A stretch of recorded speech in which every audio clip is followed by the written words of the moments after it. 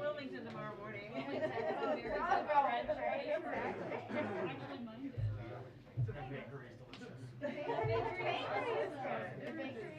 Great amount of restaurants. And I really love this speakeasy. It's normally. I've never been there. There's a speakeasy. Oh my God, it's amazing. Squirrel places. Yeah. You guys did one of James. Dude, Bardet is really. Oh, there's about to be a Bardet steak right next door. Wow. So it is a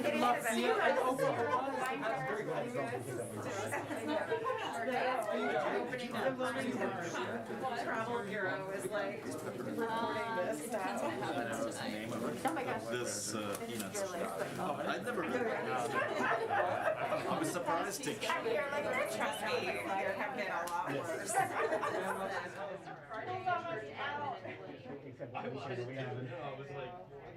was like, then I Google image. I was like, okay.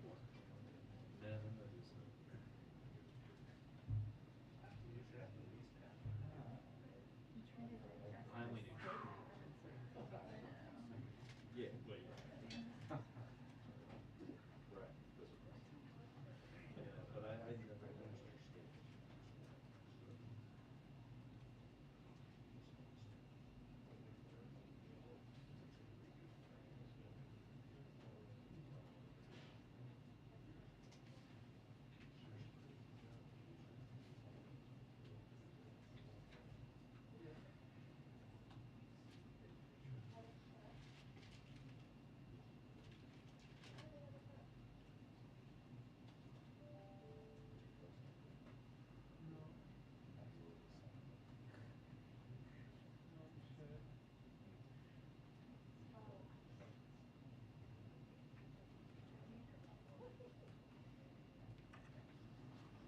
Hi, everyone. All right. I just have one item for all of you at the top, which is a week ahead. And I know there are a few topics to discuss today during our time together. On Monday, the President will host a celebration to mark Black History Month. He will be joined by the Vice President, Black members of the historically diverse cabinet, members of the Congressional Black Caucus, state and local elected officials, civil rights leaders, and Divine Nine leadership. On Tuesday, as you are all tracking, the President will deliver his first State of the Union address. We will have more of his address to preview in the coming days.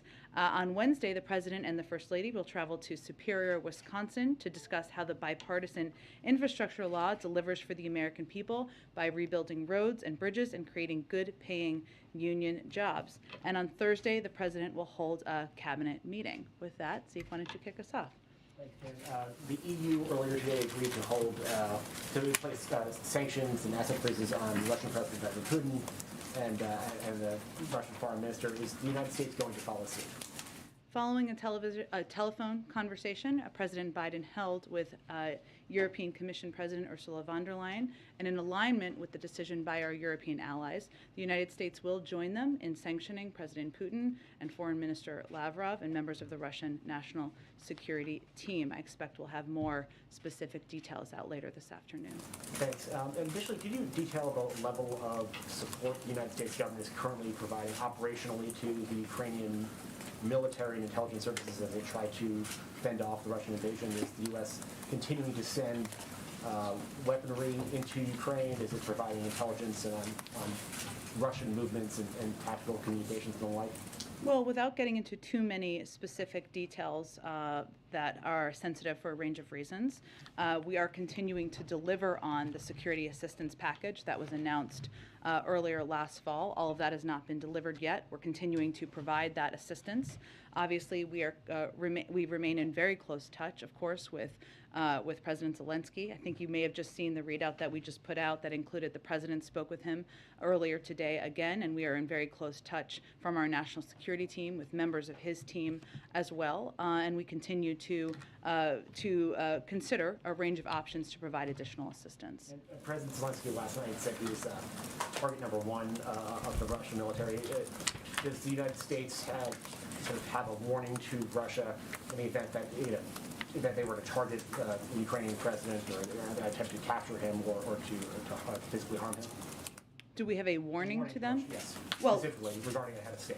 Well, let me first say that we have been warning for months that, for weeks, if not months, that Kyiv falling, that attempts to overturn the leadership of Ukraine is very much in the aspirations of President Putin.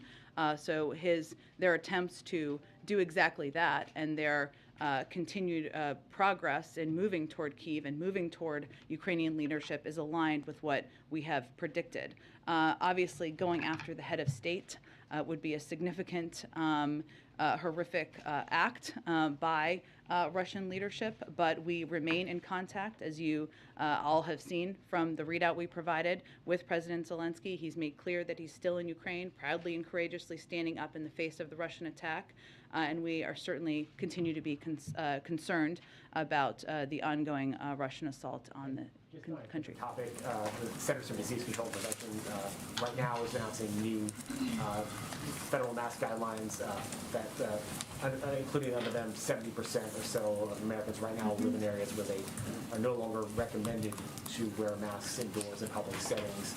Is that guidance that will be followed here in the White House, as Washington, D.C. is now not an area recommended anymore for wearing masks indoors? Sure. Well, we are evaluating our protocols. Obviously, this guidance is just going out now as we speak. I believe Dr. Walensky continues to provide a briefing call with some of your colleagues right now.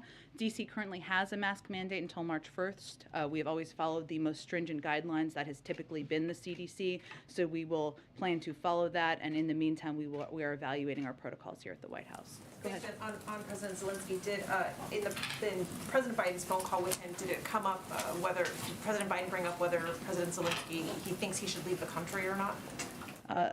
That is not. I don't have any additional details to provide. President Zelensky continues to serve as president of Ukraine. He continues to do that courageously in the face of attacks from Russian military. This was a call for the president to reiterate our strong support for him, for the Ukrainian people, and to reiterate and condemn the actions of the Russians. And on sanctioning Putin and Lavrov, yesterday President Biden had said that was on the table. What changed between yesterday and today? Well, it has been under consideration and on the table for some time, as you know, and as I just conveyed, the president's strong view and strong principle from the beginning of this conflict, and even before, I should say, has been to take actions and steps in alignment with our European partners, and this is certainly evidence of that. And just finally on that one, what does sanctioning Putin himself do in the opinion of this administration? A lot of analysts have said that this is more of a symbolic move than anything. Well, without getting into any specific details, I know you're not exactly asking me this, but sort of about financial assets, et cetera. I will leave that to others to speak to. Certainly the the step that we are doing in alignment and in coordination with the Europeans just sends a clear message about the strength of the opposition to the actions by President Putin and the direction in his leadership of the Russian military. Go ahead. Yeah, I just wanted to ask, continuing the questions on sanctions. Yep. Today we saw that the Italian government and the German government both said very clearly that they would not veto a move to remove Russia from the SWIFT transaction system. Can you say a word about how quickly you think something like that would happen, and whether you believe that would be another productive tool and perhaps another moment, symbolic or rather an important measure? Sure. Well, again, the president's principle is taking steps in alignment. We are stronger together, especially as we stand in the face of the Russian military's actions and their invasion of Ukraine. As it relates to SWIFT, we've never taken that off the table, of course, and I'm certainly not taking it off the table today, so certainly there'll be ongoing discussions about that. As you know, SWIFT is a messaging service that connects 11,000 banks, and many would argue that there are ways that the Russian leadership could get around that over the course of time, but it certainly remains an option on the table. In terms of the timeline, I don't have anything to predict for you on that. We were also reported today that China has actually increased its reserves as opposed to releasing reserves, which could help perhaps with the energy price increases that we're seeing. Have you what do you think of that move? And then also, has there been any further communication? Does President Biden intend to talk to President Xi, or can you say a word about what you're doing in terms of trying to convince the Chinese to be supportive? Well, I would note that also today, the IEA had an informal meeting where they discussed options they could take over the coming days and weeks to help address any volatility in the global markets and the heightening of price volatility. And certainly that meeting today was a chance to consult and continue coordination with partners on global energy supply and security. There's also continuing conversations that we have had from here with partners over the past day. Secretary Granholm spoke with French, German, EU, and UK counterparts yesterday, and we'll continue those conversations. As it relates to China, I would say that the president's view, of course, is that now is the time for leaders of the world to not just speak out clearly against President Putin's flagrant aggression and to stand with the people of Ukraine, but this is not a moment for equivocation or hiding or waiting to see what happens next. It is already clear what's happening, and as a part of that, it's also important to be a part of the effort to mitigate and minimize the impact on global markets and global oil markets. And so I don't have any additional conversations to read out for you, but I would say certainly we all want to be part of the solution here and stand up in the face of aggression to help address the problems. Are you saying that China is, in fact, equivocating? All I'm saying is that every country should think about what side of history they want to be on here, and they have the ability to do that. Go ahead. When did President Biden make the final decision to sanction President Putin? It was made, it's been on the table for some time, but through coordination and discussion with our European partners over the last day or so. So he decided in the last 24 hours that he was going to do that? Again, it's been on the table for some time. His priority and his focus has been on taking steps in coordination, and obviously that decision was made over the course of the last 24 hours and in partnership with our European counterparts. Does it include a travel ban by chance? I believe that would be a part of the U.S. Component, yes. So President Putin would be banned from traveling here? There's more details of it that, again, will be out later today. There are very limited examples of this being done, as you all know, but that is a standard part. But again, there'll be more details we will have available later today. Another question on travel. The UK is banning civilian Russian aircraft from its airspace, saying that no aircraft on a service owned, operated, or chartered by a person connected with Russia shall fly in their airspace.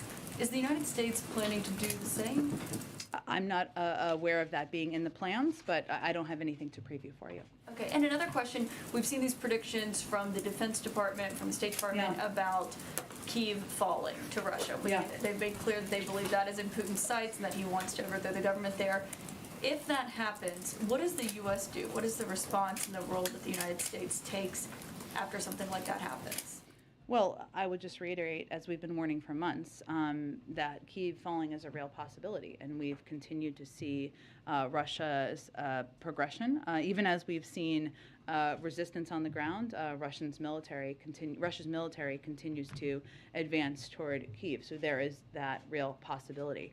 I'm just not going to get into, at this point, hypotheticals of what that will look like or what our response would be. Thank you. Go ahead. Thank you, Jen. I just want to follow up on the Putin sanctions again. Sure. Based on what you've said so far. So was this decision to coordinate with allies meant to show unity, meant to show that Putin is a pariah, or do you think it will actually have an impact on Putin in practice, given the uncertainty about the extent and location of his wealth? Sure, I understand what you're asking. I'm just not going to get into specifics about his financial assets from here.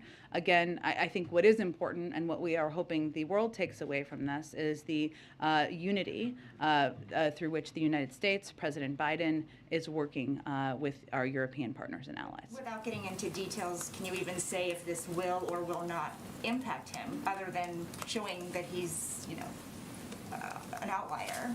Again, I'm not going to get into his personal financial assets. That's typically not something we would do from here. But I would note again that the steps that were taken yesterday and announced yesterday, sanctioning the 10 of the largest financial institutions in Russia, accounting for a huge percentage of their banking capacity, of their financial system capacity, I should say, and even the anticipation of that, has had an enormous impact on Russia, whether it's the currency, the ruble that has fallen, the markets, skyrocketing inflation in Russia. And we also have taken steps to sanction oligarchs around President Putin, people who have benefited from corruption and cronyism in the system, and even their family members to prevent them from having the capacity to move around their assets.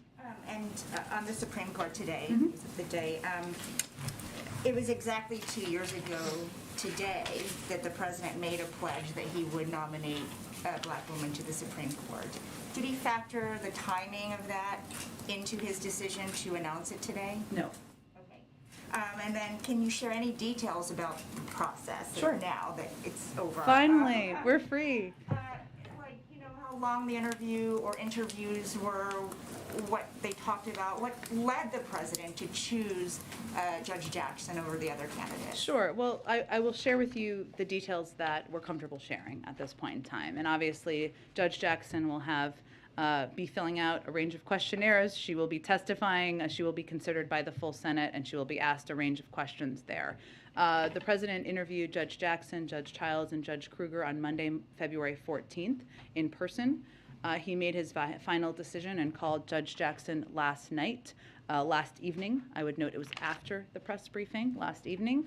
The president called Leader Schumer, Senator McConnell, Speaker Pelosi, and Whip Clyburn all separately this morning to inform them of his decision. I'd also note that the vice president has been very engaged, not just in the decision-making process, as the president talked about during his remarks, but she called former President Obama and former President Clinton as well, and she has also been calling a range of members of Congress as a part of the announcement process.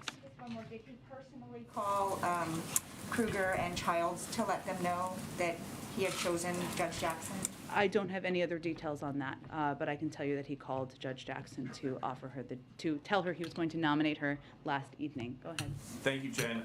The State Department just said about the U.S. and Russia that there are still some areas in which the fulfillment of our national security priorities and imperatives require us to engage and coexist. How is it that we are still engaging and coexisting with the Russians? Well, Peter, I would say diplomacy around the world requires us to engage with countries even where we have strong disagreements, strong opposition, strong condemnation. We have been very outspoken and taken actions against China's human rights abuses, but we have worked with them in other capacities. We are working Russia as a part of the P5+1 as we're working and making progress on an Iran nuclear deal. There's no question that achievement of that would make the world safer.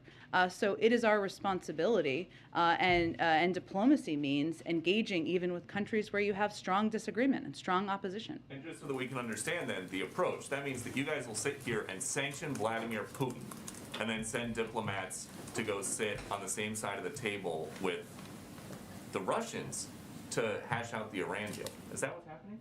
That's right, Peter, but I don't know why you sound so skeptical. What our job here in the United States and from any government is to take steps that are in the interest of the American people and the United States of America. And part of that would certainly be reducing Iran's capacity and ability to have a nuclear weapon. I think there's no question about that. Russia is a part of the P5+1. Okay, there's a report in the New York Times that you guys kept asking China to help you stop Russia from invading Ukraine, and they didn't. So what have you guys done throughout this slow-moving Russia crisis that has worked? In what capacity? Well, the president talked to Putin, he talked to the G7, he threatened sanctions, he put sanctions in place. Now he says the sanctions are going to take 30 days, or about a month. Do you guys think the people in Ukraine have about a month? Well, Peter, let me just take a step back and explain to everyone how diplomacy works and how our approach from the United States has worked. What the president has done is he has built a global coalition to stand up in the face of President Putin and President Putin's aggression and invasion of Ukraine. What he has done is he has rallied the world, our European partners, even at cost to them in some capacities, to put in place significant sanctions, historic sanctions that would have a enormous impact on the Russian financial sector. It is President Putin's choice to go to war and invade Ukraine. That is what he has done. It is our choice and our responsibility and the role of the President in the United States to rally opposition and make sure they feel significant pain from from that choice. That's exactly what we have done. And I understand that you're saying that these sanctions will have an impact on Russia, but what good does that do these people in Ukraine who are seeing the news and these U.S. intel assessments that Kiev is going to fall any day? Well, Peter, first of all, we are the largest provider of humanitarian assistance, of security assistance in the world to the Ukrainian government, which still stands, and the biggest supporter of the Ukrainian people.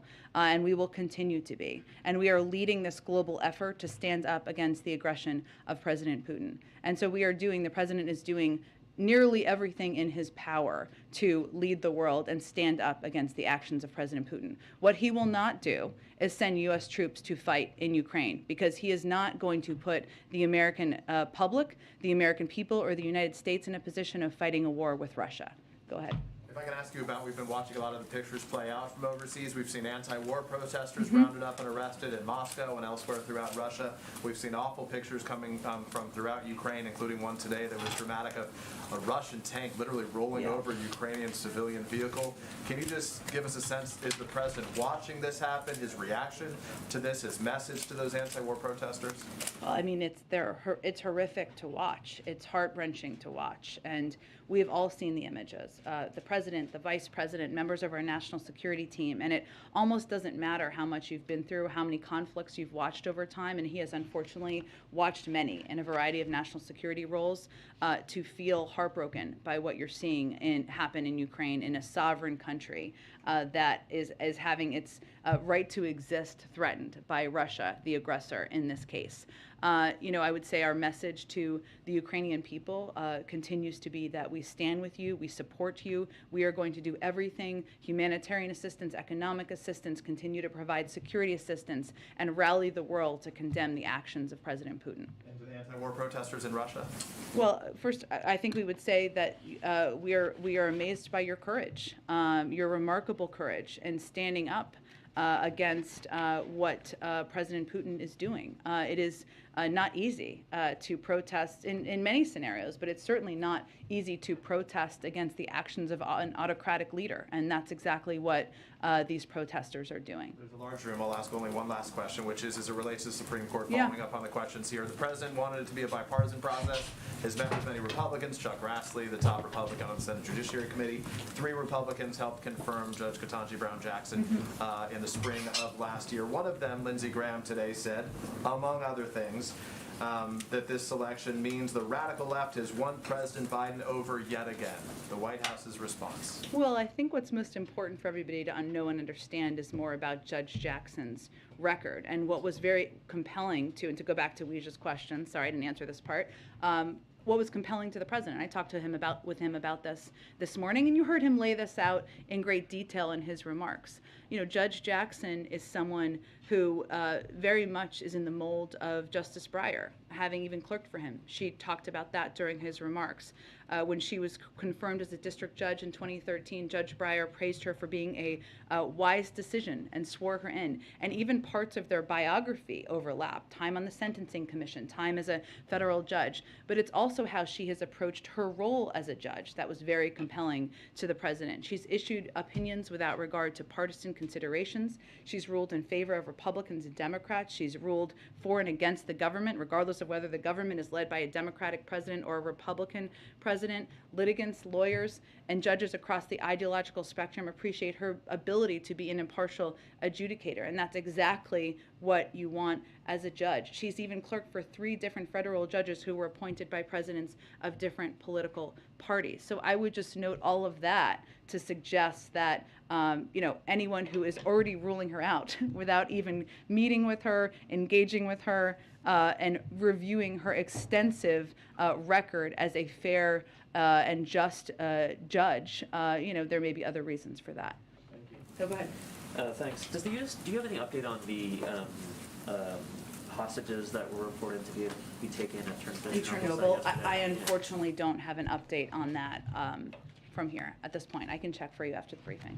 Does the U.S. have any plans to speed up the refugee processing for Ukrainians that do want to come to the U.S., as they did with Afghans that wanted to come to the U.S.? Well, it's a slightly different circumstance, I will say, because our assessment is that the majority of refugees will want to go to neighboring countries in Europe, many of which have already conveyed publicly that they will accept any refugee who needs a home, whether it's Poland or Germany, and there are probably others who have made those comments. So we are really working in close lockstep with our European counterparts about what the needs are and how to help from our end meet those needs. That certainly means an openness to accepting refugees from Ukraine, but also making sure that all of these neighboring countries who are willing to welcome these refugees, have our support in that effort.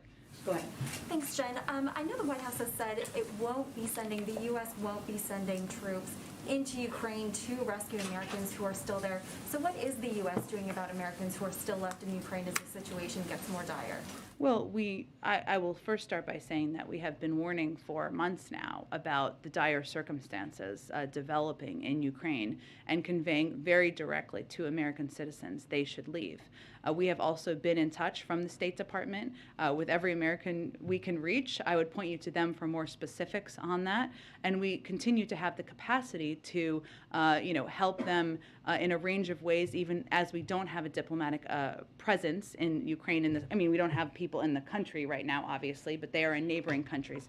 I would really point you to the State Department for any more specifics. The President is obviously now going to be in Delaware this weekend. Can you share what he will be doing there? Will he be traveling with members of his national security team? Will he be receiving regular updates on Ukraine? Sure. He will have a meeting with members of his national security team tomorrow in Delaware. I will note that while every president can work from anywhere they are, because that is how presidencies are equipped, he is traveling to Delaware for the memorial service of a family member, and he will be, that is why he's traveling there this weekend. Go ahead. Just to follow up on that question, does the president have special secure facilities in Wilmington? We know that obviously at Camp David, that is something available.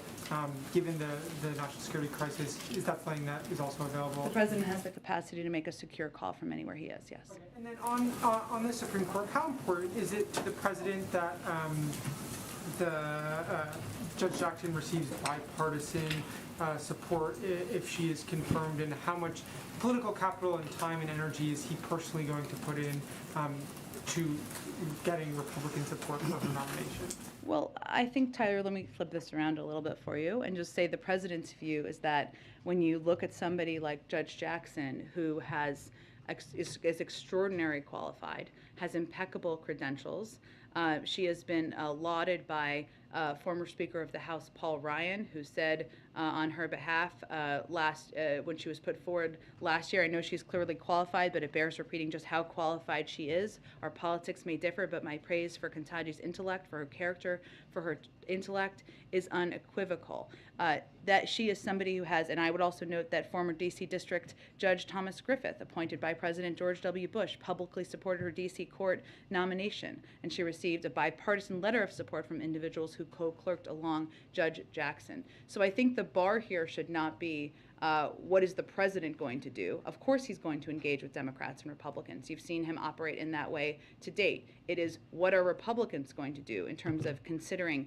an eminently qualified judge that the president has nominated, who by many standards has shown herself to issue opinions without regard to partisan considerations and ruled in a way that certainly anyone, regardless of their political affiliation, would be proud to see. And then just one more quick one on the State of the Union.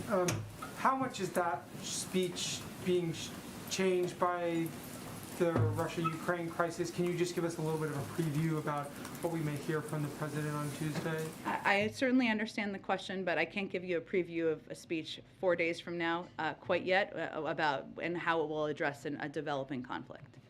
Go ahead. Yeah, President Biden stated from the outset, and you've reiterated today, that he won't send U.S. troops to Ukraine to fight Russians. Given the high stakes, President Biden yesterday said Russia has aspirations beyond Ukraine. Why isn't this a fight worth sending U.S. troops for? Why, why has the president assessed that shouldn't be an option? Well, I would say first it's important to note that we have certainly made clear, not just by words but by actions, that we are going to continue to support and even plus up our support for NATO defense operations. And there was an announcement yesterday of an increase of additional 7,000 troops, and obviously there was a significant announcement made today by NATO. We will firmly stand behind our Article 5 obligations. But I would say, as it relates to sending U.S. troops into Ukraine, the role of the President of the United States, any president, is to make an assessment about what is in the interest of the United States, our national security interests, the American people, and certainly weigh very heavily how we're leading the global community. But it is not in our interest to be in a war with Russia. And so, no, we are not sending U.S. troops to Ukraine. But by stating up front that this is not an option, didn't President Biden take away what could have been a threat to deter Putin from invading and to further push into Ukraine? I think the president believes he has a responsibility to be very direct with the American people about what his intentions are and what his intentions are not. And that is his first priority as president. And finally, what was the White House's reaction to President Zelensky today in a video address saying that Ukraine has, quote, been left alone to defend itself against Russia? Well, as you know, the president spoke with President Zelensky and made clear to him during that conversation that he commended his brave leadership, his brave actions, the brave actions of the Ukrainian people who are fighting to defend their country. He also conveyed our ongoing economic, humanitarian, and security support that we will continue to provide. So that is hardly standing on the sidelines. We are providing, again, the largest provider of security, economic, humanitarian assistance of any country in the world, and we will continue to support President Zelensky and the Ukrainian people. So the White House doesn't think he's been left alone? I think I'll leave it at that. Go ahead. Thanks a lot, Jen. Does the administration have any plans to offer TPS to Ukrainians who are in the United States or who might end up coming to the United States? Does it support the idea? Well, it's a process that would be overseen by the interagency, go through an interagency process led by the Department of Homeland Security. I know there are many advocates for that, but I don't have an update on the process or if it will happen. What plans does the administration, in regard to refugees, Sure. What plans does the administration have to take in, for the United States, to take in some refugees in the United States? Have there been any planning discussions, perhaps with refugee groups, to prepare this? Do you have an anticipated number of how many refugees may come to the United States? I don't have an anticipated number to project. What I will convey to you is that we are always in constant contact with the refugee organizations who do incredible work around the world. But I would also reiterate that what we've seen happen over the last couple of days is countries like Poland, Germany, and others in Europe make clear that they are opening their arms to welcome refugees from Ukraine. Those are neighboring countries, so we do anticipate the vast majority will want to go to countries in Europe. But you do anticipate that some would come to the United States? We are open to that, yes. And if I could ask one more. Senator Coons floated the idea of a $10 billion emergency supplemental package. Does the administration support that proposal? We are having ongoing conversations with Congress about additional assistance to Ukraine. Our OMB leadership is having those conversations, and so I will leave it to them to put out any updated specific number from our end, but those are underway. Go ahead. Why doesn't President Biden want to talk to Vladimir Putin right now? Because he's invading a sovereign country. Isn't he going to be potentially invading that for years on end? Well, I would say that a moment where a leader is beginning and in the middle of invading a sovereign country is not the moment where diplomacy feels appropriate. It does not mean we have ruled out diplomacy forever. Obviously, the president remains open to engaging at a leader-to-leader level, but this is not the moment. And why are you guys waiting to apply maximum pressure on Russia with, sanctions on everything? It doesn't seem, are you guys waiting for Kiev to fall or sanctions on everything? How do you mean? Like sanctions on all Russian transactions and oil and gas, or like, do you think that Americans are not willing to take a hit at the gas pump? Or? Well, I would say there's a couple of principles through which the president has approached sanctions.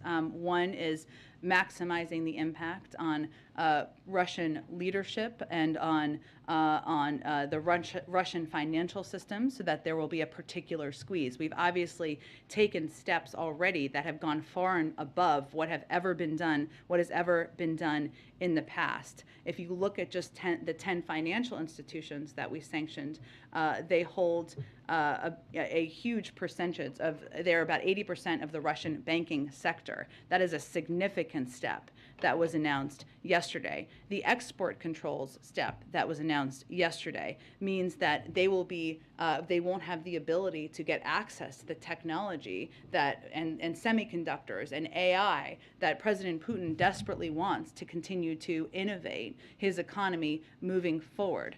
There's also, of course, European countries are also looking at some of their reliance on Russia, whether it's for energy or other purposes, and they're making their own decisions about diversifying. And as I noted a little bit earlier, the ruble remains about 10% weaker year to date and the worst performing emerging market currency in the world. So what should be clear here is that there are already huge impacts. There is already an enormous squeeze on the Russian financial system and economy. What the president is also focused on as a principle is taking steps, making sure we are minimizing the impact on the American people, on the global economic system, and we of course weigh that as we have a responsibility to do, and we want to, first and foremost, I should have said this first, take these steps united with our partners and allies in Europe. Does the administration have any message to American companies that do business in Russia with entities that are not necessarily on the sanction list? Would you like to see U.S. citizens not buy Russian products? Would you like to see U.S.-based CEOs not look for business in Russia? We're not trying to hurt the people of Russia or the Russian people. We're trying to squeeze the financial system and sector to make sure there are significant consequences for the actions of the president. Go ahead. Thanks, Jen. So understanding there's no plans for Presidents Biden and Putin to speak, is there any line of communication between the White House and the Kremlin right now? I don't have additional details on that at this point in time. Obviously, our national security team has a range of means of communicating with the Russians. And should we take what you said earlier in your answer to mean that the president won't speak with Putin unless Putin de-escalates or withdraws? Well, again, it's not the appropriate moment right now. I'm not going to give you a forever or never, because that's not how he feels. But they are actively invading Ukraine. They are moving on the capital. They are looking to overturn leadership. This is not the moment for President Biden to have a diplomatic conversation with President Putin. Refugees. It's been noted that the EU response to Ukrainian refugees has been quite different to the response to refugees from other nations, and I wonder what the White House view is on that, given that some countries like Poland and Hungary were actively trying to keep out many refugees, largely from the Middle East. Well, I don't think I have any further comment on that from here about the decisions of other countries and where they accept refugees from. What I can speak to is what our approach is here in the United States. And obviously we have welcomed with open arms tens of thousands of Afghan refugees. And certainly, while it may be, to go to the earlier question, that the majority of refugees from Ukraine go to Europe, we are certainly open to accepting refugees from Ukraine as well. That is our policy and our approach, and certainly what we will continue to implement. Go ahead. Just following up on the question and your discussion of sanctioning oil and gas, and understanding that the president, in any decisions he makes around sanctions or any other actions he takes against Russia, is thinking about the American people. Is there a point at which he would consider doing that? Is that like the energy sector? Yeah, is the energy sector at some level on the table if Putin gets even more aggressive? And also, there are also some other countries that have worked for carve-outs, for instance, Italy and luxury goods. What is the U.S. view of those kinds of exceptions being made for things that are maybe a lot less essential, as much as we might like them, than oil and gas? Speaking for yourself. So I would say on the energy sector, no option is off the table. But again, to go back to some of the principles here, our sanctions are designed to harm Russia's economy, not our economy. And that's a key balance that we're clearly trying to strike. And I think when Dilip has been in here a few times over the last week, he's conveyed we do risk assessments, right? And impact assessments, and that's a part of it. The other factor here on the energy sector is that starting out with energy or could actually benefit President Putin and pad his pockets, because given high oil and gas prices, cutting off Russian oil and gas could drive prices up to Putin's benefit. So that's obviously a factor as well, but it's not off the table, but we look at a range of issues. In terms of what other countries have fought as far as carved out other areas that they're not sanctioning, does the administration have a view of that?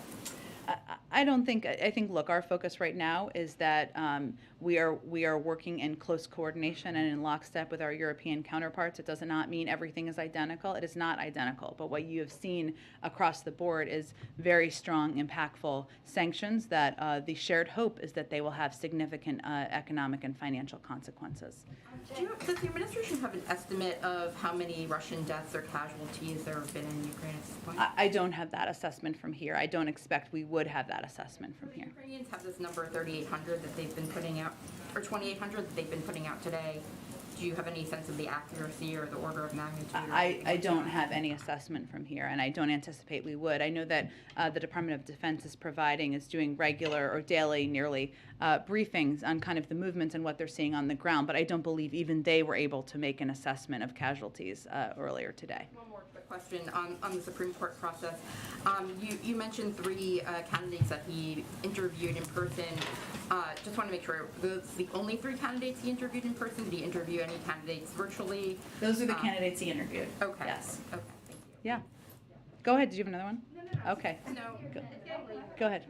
Go. Thank you. Jen, does the White House stand by the support you guys gave to Brazil to become a global partner and NATO after President Bolsonaro met last week with President Putin, and still President Bolsonaro didn't condemn the invasion? Again, as I said in relation to a question a little bit earlier, I mean, our view and our push for every country in the world is to stand up in this moment and decide where you stand, where you want to be in history, as the history books look back.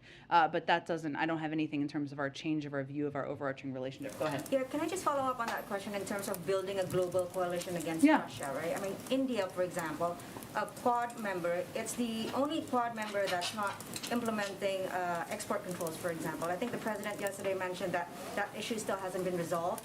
Is he planning to call Prime Minister Modi? I think Prime Minister Modi called President Putin yesterday. And just can you speak more broadly in terms of bringing all these other partners that maybe, not in Europe, but, the Quad, as well as perhaps ASEAN members who are pretty ambivalent and cautious about condemning the Russian invasion? I would say some were, but I wouldn't say the majority were. And we continue to engage with the Indians, with other ASEAN partners on both what we're seeing on the ground, our continued condemnation of the actions of President Putin in Ukraine, and we will continue to push others to follow suit. And just to follow up, Delta announced today that they're suspending code sharing with Aeroflot. Did the White House have anything to do with this decision? And are you urging other American companies to urge them to do the same? That's a decision by a private sector company, so I don't have any more comments More on on the it. State of the Union, Jen. Okay. Can you preview a little bit on the foreign policy portion of the President's State of the Union? I mean, obviously with the crisis in Ukraine, I know that you're not going to be able to preview that. But just in general, now with Ukraine, before that with the Afghanistan withdrawal, what can the President say to show that his foreign policy doctrine is succeeding? Well, without previewing the State of the Union, which we'll do later this evening or later this weekend. Sorry, it's kind of all one day that's running together. We will do later this weekend, I expect. So look ahead to that, or we'll have more to say later this weekend. It's also as it relates to Russia, Ukraine. We are unfortunately still in the middle of this conflict, right? We are in the middle of an active invasion. So I just can't give you a preview of what that will look like in the State of the Union. As it relates to how the president views his approach to foreign policy, the president has ran for president wanting to return America's seat at the world, wanting to return to a time where other leaders around the world could trust the word and the commitments of the United States. And what you have seen over the last few months is the president deliver on exactly that. He has been leading the effort in the world to stand up to Russia, stand up to the efforts, the aggression, the invasion of a sovereign country. Well, I'm not going to get into the specifics of what is going to be in the State of the Union. That's exactly what he said he would do when he was running. Go ahead. So the president said he's doing everything he can to bring down energy prices, Yeah. gas prices here in the U.S. Is on the table then, or is he considering reversing some of the policies and regulations that they put into place that constricts the long-term supply of it to let Europe be more reliant on the U.S. for oil and natural gas? You mean like LNG exports or something like that? But also oil prices, allowing, opening up drilling again, reversing the ban on leases on federal lands? Well, I think what's important to note here, and I talked about this a little bit yesterday, is that there are a range of available oil leasing sites that oil companies are not utilizing. So you should ask them about that. You know the president's view on reducing our dependence on foreign oil, and actually his view is that this makes that case even stronger and diversifying the range of means of energy production everywhere around the world. As it relates to LNG exports, I don't have anything new on that. Our focus right now is on working with or engaging with a range of countries. I mentioned Japan yesterday, and having conversations with others who may have the availability of supply, natural gas supply, that was coming from the United States to provide to Europe in this time where they need it. And we're seeing some encouraging developments on that front. One more thing on OPEC. OPEC is making moves now to get ready to include Iranian oil if the U.S. is successful with the Iran nuclear deal. Would the president then welcome Iranian oil coming into the U.S. to lower gas prices? Well, again, we're not quite at the point of a final deal on the nuclear deal, so we will talk about that if we get to that point. Let's see, go ahead. Thanks, Jen. You've talked a couple times about the U.S. engaging in diplomacy with Russia going forward. When he announced the sanctions today against Putin and Lavrov, the British Prime Minister told NATO leaders that there could be no normalization with Russia after the attack on Ukraine. Does this administration share that view? Well, again, in this moment, I've conveyed pretty clearly the president has no intentions at this moment to engage with President Putin. He was just sanctioned. We just made a decision in coordination, in close lockstep with the Europeans, to sanction him ahead of state. That is a very rare step to take. And obviously, we've issued significant sanctions that cover 80% of the financial sector. So, no, we're not in a business as usual moment at this point in time. And obviously, de-escalation would help return us to a state where that could proceed. Does the White House right now believe that President Zelensky is safe in Kyiv?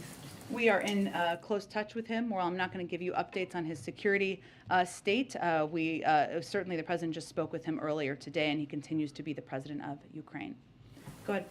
Hi, in regards to the new CDC guidance on the pandemic, Yeah. which of course will then be the new Biden administration guidance, what will the message be to Americans in regards to these new metrics and the new guidance as to where we are in the pandemic?